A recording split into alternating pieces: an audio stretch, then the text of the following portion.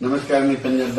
हे पाऊस म्हणजे 27चा पंढरपूरकडे देखील म्हणजे सोलापूर जिल्ह्यात पडणार आहे, पंढरपूरकडे राहणार आहे, नगर जिल्ह्याला देखील पडणार आहे. पण तिकडे असं रिमझिम राहणार, थोडे थोडे थेंब येणार आहे, जास्त नाही पडणार.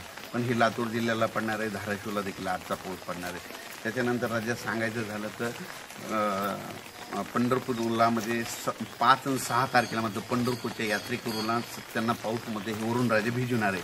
म्हणून हे देखील आत्ताच अंदाज त्यांनी लक्षात घ्यायचा. म्हणजे तुम्ही तुमची तयारी ठेवायची. म्हणजे काय झालेलं असं रावट्याची येते तयारी ठेवा, कारण की 5-6 तारखेला म्हणजे पंढरपूरकडं पाऊस येणार आहे. म्हणून हे देखील त्यांनी लक्षात घ्यायचं. पण राज्यात सांगायचं झालं तर राज्यातल्या सर्व शेतकऱ्याला सांगू इच्छितो की राज्यामध्ये म्हणजे पूर्व विदर्भ, पश्चिम विदर्भ म्हणजे ह्या जवळपास सांगायचं झालं तर राज्यामध्ये हा पाऊस तुम्हाला सांगू इच्छितो की 26, 27, 28, 29, 30 पर्यंत दररोज वेगवेगळ्या भागात पडणार आहे. विदर्भ आणि मराठवाड्यातच जास्त राहणार आहे.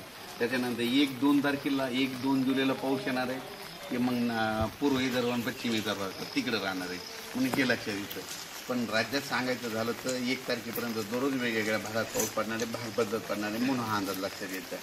आणि राज्यातल्या सर्व शेतकऱ्याला सांगू इच्छितो की तुम्ही तुमची नियोजन तुम्ही तुमचं स्वतःचं ठरवायचं. पण आज आणि उद्या आज हे पाऊस मोठा परभणी जिल्ह्यात सगळीकडे पडणार आहे, नांदेडकडे सगळीकडे पडणार आहे, हिंगोलीकडे सगळीकडे पडणार आहे, यवतमाळ जिल्ह्यात सगळीकडे पडणार आहे, हिंगोली वाशिम जिल्ह्यात सगळीकडे पडणार आहे, बुलढाण्याकडे पडणार आहे, अकोल्याकडे पडणार आहे, जालना जिल्ह्यात सगळीकडे पडणार आहे. म्हणजे हे सर्वदूरचा पाऊस आताही पाऊस सर्वदूर राहणार आहे आणि रिमझिम स्वरूपात राहणार अंदाज आहे. आणि बीड जिल्ह्यात मध्ये असं बारीक थोडे थेंबत येणार आहे, पण थोडा पुन्हा स्पीड थोडी वाढणार आहे. पण त्यांना काय होणार, दुपारनंतर एकदा ऊन पडत आणि दुपारनंतर जोरात पाऊस येणार आहे. म्हणून हा अंदाज लक्षात घ्या.